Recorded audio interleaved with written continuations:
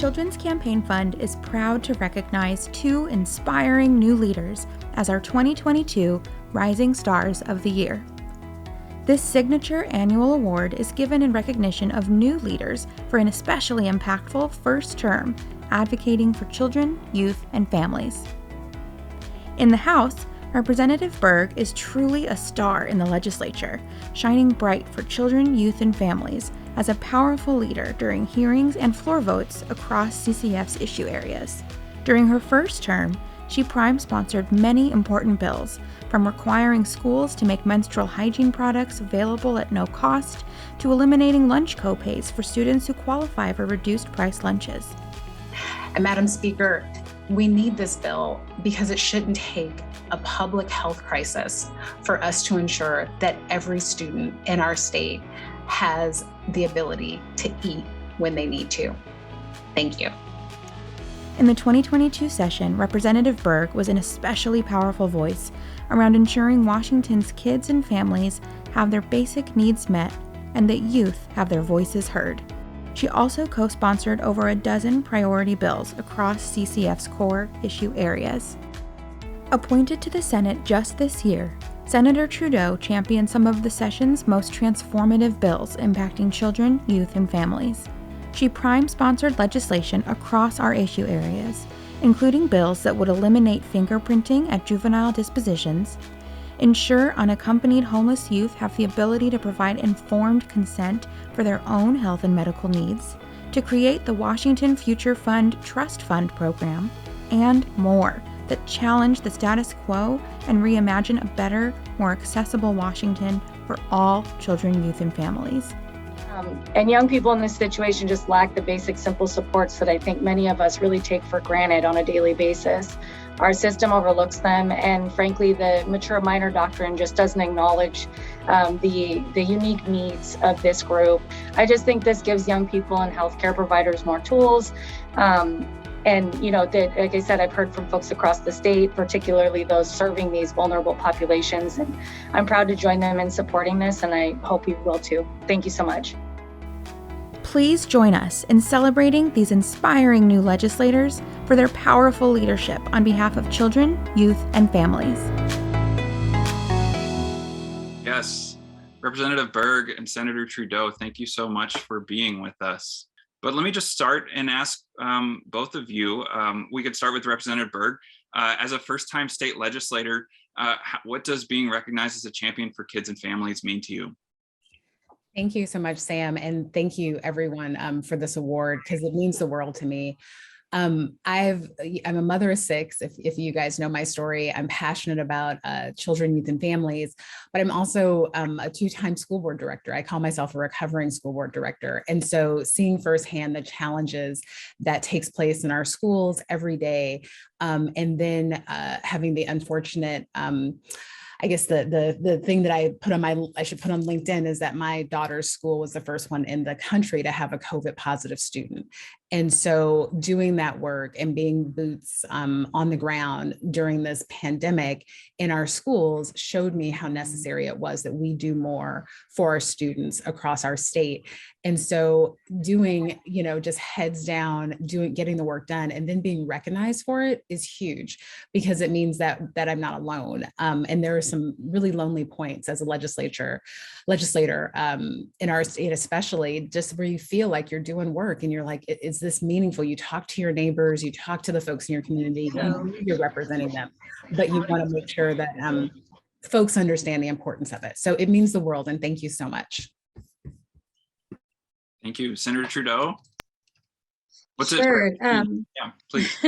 I got a little emotional watching the video, because I think especially during a virtual session, you don't really see, nobody compiles a video at the end to show you all of the work that you've done, and to see the work of my colleagues is pretty amazing.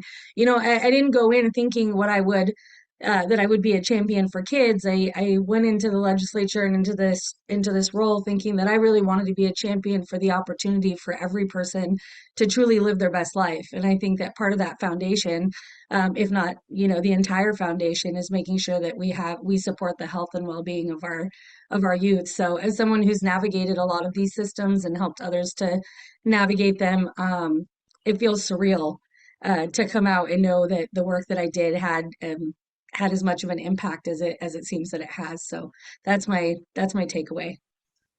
Yeah, absolutely. Um, Senator Trudeau, let's come right back to you. You know, you're a new legislator. You were appointed just this last time around. So with all the momentum and fresh energy that comes along with being new, you know, you managed to affect major policy outcomes in a really short period of time. How do you balance the need for immediate change with the realities of the institutions that you're a part of that are often, you know, long a slog it can be to get through, you know, bureaucratic legislative process? How do you balance that? Well, I mean, I've had some luck and privilege in being able to engage with the system and the legislature for the last couple of years in my role as a legislative director for the Attorney General's office. So I will name that is a great advantage to understanding the process. It's totally different on this side of things, and I think being able to organize and again lift up my colleagues, like know who to call, you know, when something gets stuck on the bill related to homeless youth, for instance, and being able to know that the speaker is a huge champion for, LGBTQ folks and knows the impact, particularly on these youth as they navigate the systems and having, you know, just everybody that I think is here and many that are named and well beyond, like how can we organize to figure out how to lift these issues through and get them through in a timely fashion. So it can be really frustrating. There's still things left on the table, I think, for everybody. And you'll hear that. But I think, you know, understanding the need for those partnerships and who it is that really cares about this and how to support each other and getting bills through the system was really essential. Yeah, thank you. Representative Berg, how about you? Yeah, thank you for that. And it is frustrating and it is a slow process, but I do think that the incremental steps that we can take are meaningful. And so as my kids know, I'm a very patient woman, and especially when I'm fighting for what's right. And so just being in the system, understanding it more now from, again, that policymaker perspective versus the perspective of a mother or a parent or a school board director is absolutely huge. And I understand why things do take the time that they take. That said, I think that we're at a critical tipping point, and I am definitely of the belief that we should never waste a crisis. And so this crisis that we're currently in, both economically and healthcare wise, has really shined a light on so many things. And I think that's why you saw so many powerful, impactful pieces of legislation get passed over the last two sessions, because folks saw that we needed it now more than ever. So, but again, patience and a little bit of hope goes a long way. Yes, absolutely. My last question, and then we'll move on.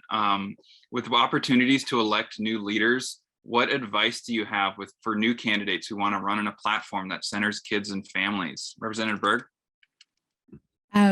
Wow. Yeah, I think that first off, any new candidate that's running needs to run on a platform that centers around children and families. I say that because that's the core, that's the bread and butter. That's what we do all day and why we do it. Regardless of what area you're in, you have children and families in your district, and our paramount duty as state legislators is to educate our children. And then from that nexus, you can have a lot of different intersections. So I would tell candidates, use children and families and the issues that are meaningful as kind of that nexus, that core of your campaign. And from there, utilize what skills you have in your lived experience. So maybe that's in healthcare, maybe that's in transportation, maybe that's in our justice system, public safety. So, but that nexus should always be about taking care of the kids and keeping our state student and family focused. Thank you so much. Senator Trudeau?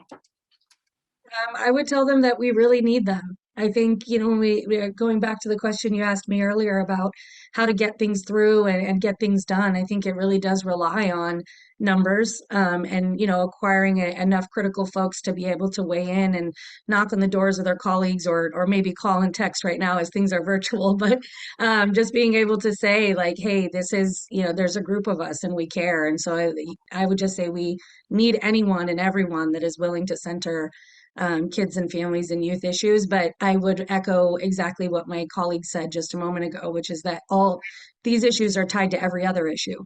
So if you really want sustainable, root-based systems change, you have to start with kids.